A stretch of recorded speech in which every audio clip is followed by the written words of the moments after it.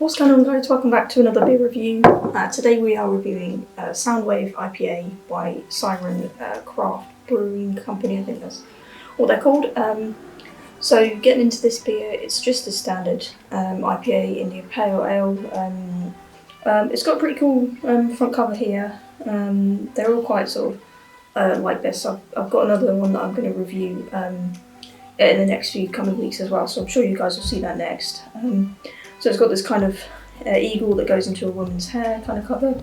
It looks quite cool, quite easy to pick up. I got this in a local supermarket, which is a nationwide supermarket. Although they are classed as a microbrewery, they have managed to get into the supermarkets, so that's quite cool.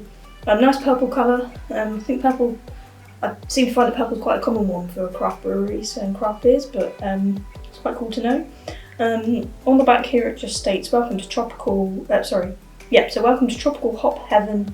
Soundwave is eminently drinkable, full of flavour and subtle with bitterness. If I'm honest, I've had a look at this on Untaps. It does look like a pretty standard sort of ordinary IPA in terms of sort of flavour and how much people like it. So looking for, quite a nice, easy drinkable IPA here. 330ml, as you can see, and it's 5.6%. Not the first 5.6% IPA I don't think we've had on this channel. I feel that's quite sort of middle of the road standard percentage for IPAs. So we'll give it a crack open. As I say, kind of expecting it to be sort of maybe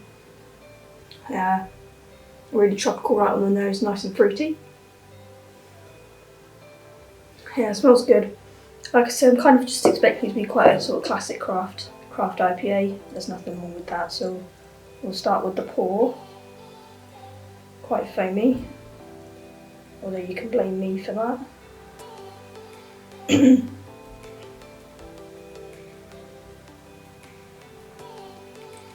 Alright, just give it a quick minute. I think that head will go down quite quickly. As I thought, it's not too cloudy really. Got that nice deep orange colour that I really like in IPAs, but I wasn't expecting it to be too thick, and it isn't. In terms of the viscosity of the beer, as you can see, it moves around quite well. Like I say, we'll just give it a few seconds for the head to go down, and I might speed this up. But yeah, and then we'll give it a sip in a few seconds.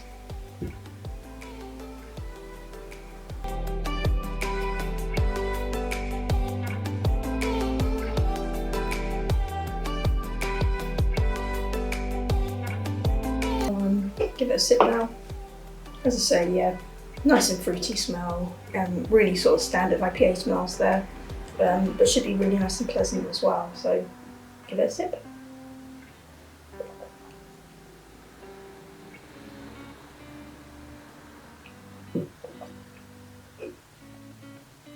Okay, a little bit different to the flavour I was expecting. Let me see if I can sort of give you a little bit more. Try to sort of articulate that a little bit more. A few more sips, just a sec.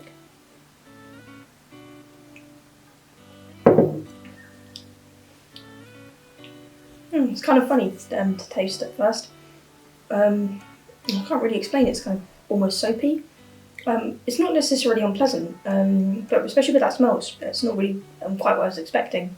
I'll give it a few more sips to see if the flavour develops or changes a little bit. But yeah, let me know if you guys found the same. Kind of interesting. Wasn't really what I was expecting, especially from the smell.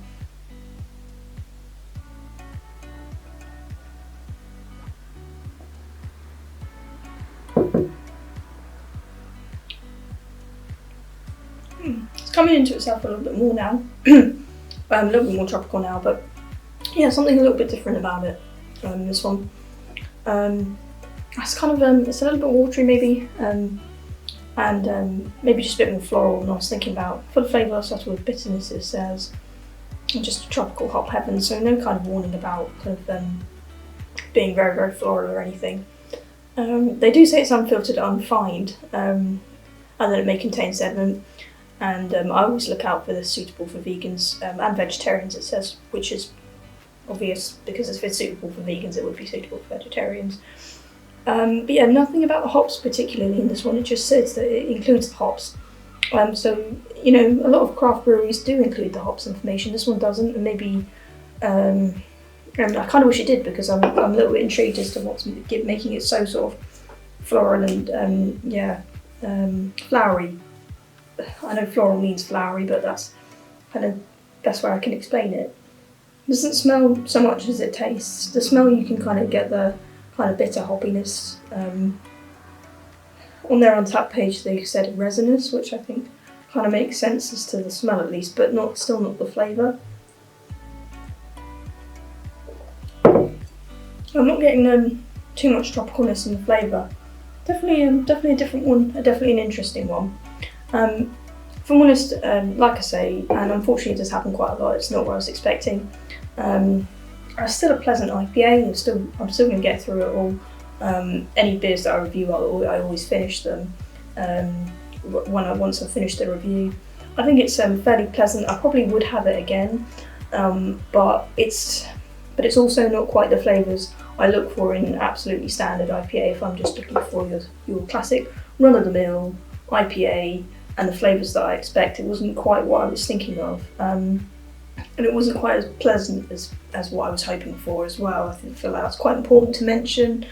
So just with regards to this one, what I'm going to give it out of 5, I think I'll just give it a 3. I don't think it's kind of, it's not so atrocious it needs to be any lower than that, but it's also not so like amazing, because I do quite like flavours that are different and IPAs that do make you go, oh, wow, that wasn't what I was expecting, but I wouldn't necessarily say the flavour it's given me instead of what I was hoping for is that pleasant and moreish.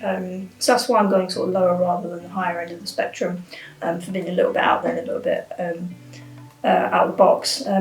I do really like the colour, I like the thinness of it. In all those senses, it's a really nice beer. I love the artwork as well, and I think I will enjoy the other Siren beer. I've got a slightly different one. But yeah, in terms of what I was kind of expecting, and in terms of what it was kind of leading me to believe it was going to be like, it just hasn't quite hit the mark there. So yeah, I'm going to give it a 3 out of 5, as I say. Still pretty enjoyable, but just slightly odd flavours that I wasn't expecting. If you guys have tried it and you found something similar, please let me know. Or if you have tried it and you haven't, perhaps you'd rate it higher. Let me know what you thought of it. If you've had anything else by Siren. As I say, they were in a local supermarket that's a nationwide supermarket, so I'm a little bit surprised they do class themselves as a microbrewery. But perhaps that's not really the distinction.